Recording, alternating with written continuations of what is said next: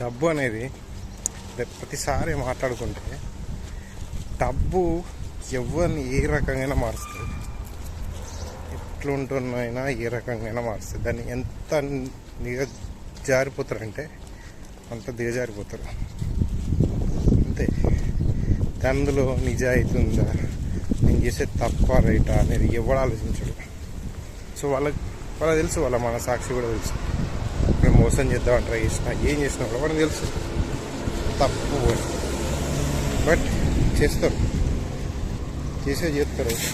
సొంత అన్నదమ్ములు కానీ ఫ్యామిలీ ఎవరైనా, ఫ్రెండ్స్ అయినా, ఎంత ప్రాణ స్నేహితులైనా వానికి అవసరం ఉంది అనుకుంటే, వానికి కలిసి వస్తుంది అనుకుంటే ఎవరిని ఎట్లయినా చీట్ చేస్తారు ఏ రకంగా.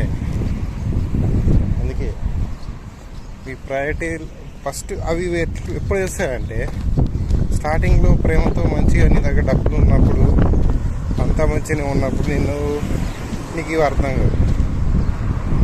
ఎప్పుడైతే నీ దగ్గర డబ్బులు ఉండవు అనేది వానికి అర్థమైనప్పుడు, ప్రతి ఒక్కరిని తెలిసినప్పుడు, మరి వీడి నీ దగ్గర డబ్బులు ఉండవు, లేవు, ఇక హాస్టల్ లేవు, ఏం లేవు, అన్నీ వేయని, అన్ని ప్రాబ్లమ్స్లోనే ఉన్నాడు అనుకున్నప్పుడు ఒక్కడు కూడా దగ్గర లేడు. సో అలాంటి వాళ్ళు ఇంకా వీళ్ళు ఏం చేస్తారు సార్, వాళ్ళు ఇంకా హెల్ప్ చేయకపోగా రిటర్న్గా నిన్ను ఇంకా నాశనం చేయాలని చూస్తారు.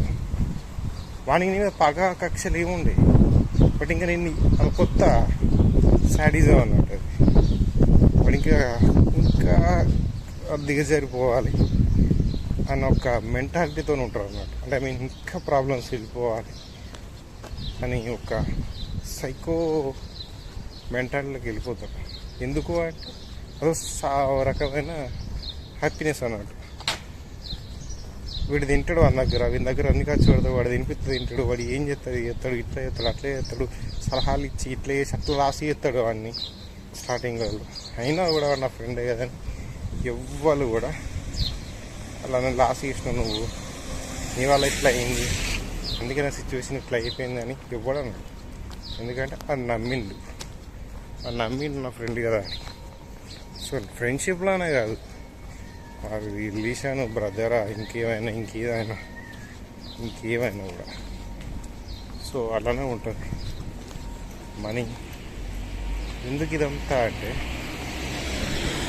మనీ అనేది ఉందనుకో ఏదైనా ఇవ్వచ్చు, తప్పుని రైట్ చేయొచ్చు, రైట్ని తప్పు చేయొచ్చు.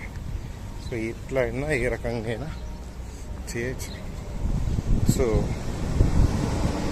అదే, అందుకే డబ్బు ఉన్నా లేకపోయినా మనుషులతో జాగ్రత్త ఉంది. మనుషులు డబ్బు ఉన్నట్టు మనుషులు ఉండరు. అంటే డబ్బు నీ దగ్గర ఉన్నా లేకపోయినా కూడా వాని మైండ్ సెట్ ఎట్లా చేంజ్ అవుతుందో తెలియదు ఎవరి దగ్గర. డబ్బు ఉన్నప్పుడు ఒకలాగా, డబ్బు లేనప్పుడు ఒకలాగా మాట్లాడాలి, విధానాలు చేంజ్ అయిపోతాయి, పద్ధతులు చేంజ్ అయిపోతాయి, రెస్పెక్ట్ చేంజ్ అయిపోతుంది.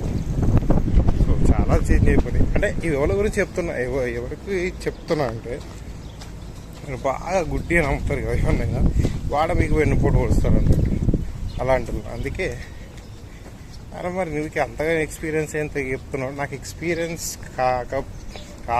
కావడానికి అంటే నాకు ముందు తెలిసిపోతుంది. నాకు లైఫ్లో దేవుడిచ్చిన మంచి ఒకటి ఏంటంటే, ఎవడైనా ఎదుటి వ్యక్తితో మాట్లాడినప్పుడు వాళ్ళ మాట్లాడిన తీరులో నేను ఒక పొజిషన్ ఇస్తాను అన్నట్టు. వీడిని ఇక్కడ వరకే పెట్టాలి, వీనికి ఈ విషయం చెప్పాలి, వీనికి ఈ విషయం చెప్పొద్దు అనేది నేను ముందే క్లారిటీ అర్థమైపోతుంది మాట్లాడే విధానంలో. సో అందుకే నేను ఏమంటాడు మాట్లాడా, ఎవరి దగ్గర కాడు, నేను దగ్గర తీర్చుకోను. సో అందుకే ఇలాంటివి జరగడానికి తక్కువ. సో నమ్మకం, మనం నమ్మకం అనేది ఎవరి మీద పెట్టుకోవద్దు అన్నట్టు. నమ్మద్దు. మనం ఎంత సెల్ఫిష్గా ఉంటామో మనం అంత సక్సెస్ అవుతాం. ఇంకోటి మీద నమ్మి మన విషయాలను చెప్పుకుంటాం, మనం అప్పటికి సర్వనాశనం అవుతాం. ఇది 100% నిజం, రాసి పెట్టుకోరు.